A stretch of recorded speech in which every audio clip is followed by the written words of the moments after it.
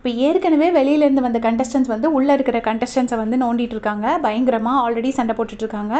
இதில் வந்துட்டு big pass இது பத்தாதுன்னு எக்ஸ்ட்ராவாக வேறு ஒரு டாஸ்க் கொடுத்துருக்காரு. கண்டிப்பாக அவருக்கு தெரியும் இதுவும் சண்டையில் தான் போய் முடியும்னு தெரிஞ்சு தான் கொடுத்துருக்காங்க. லாஸ்ட் இயரில் அந்த மாதிரி டாஸ்க் கொடுத்தாங்களான்னு எனக்கு கொஞ்சம் டவுட்டாக தான் இருக்குது.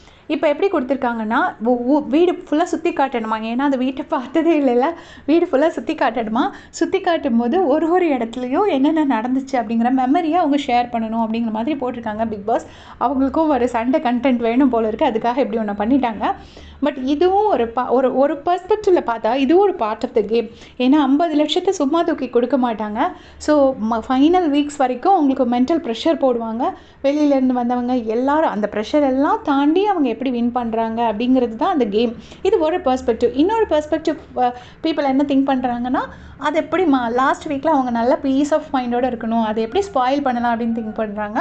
அதையும் நான் ரெஸ்பெக்ட் பண்ணுறேன். ரெண்டுமே ஒரு விதத்தில் கரெக்ட் தான்.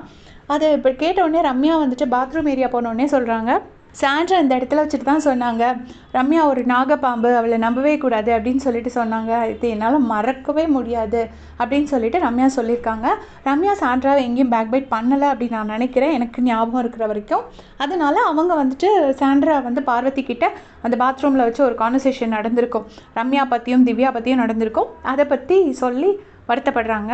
அதுக்கப்புறமா வந்து கொஞ்சம் நேரம் கழித்து பார்த்திங்கன்னா இந்த ஏரியாவுக்கு போகிறாங்க, லிவிங் ஏரியா போகிறாங்க. அங்கே வச்சுட்டு வியானா சொல்கிறாங்க, இந்த இடத்துல வச்சு தான் நாங்கள் நிறைய டிஸ்கஷன்ஸ் பண்ணியிருக்கோம். அதாவது வியானாவும் விக்ரம சொல்கிறாங்கன்னு நான் நினைக்கிறேன், நாங்கள் நிறைய டிஸ்கஷன்ஸ் பண்ணியிருக்கோம்.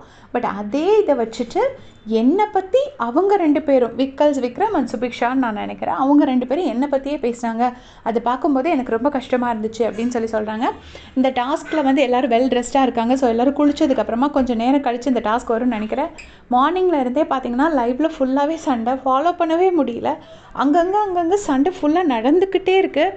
ரொம்ப கேஸாக இருக்குது. நீங்கள் பார்த்தீங்கன்னா மறக்காமல் கமெண்ட்ஸில் சொல்லுங்கள். தேங்க்ஸ் ஃபார் வாட்சிங்.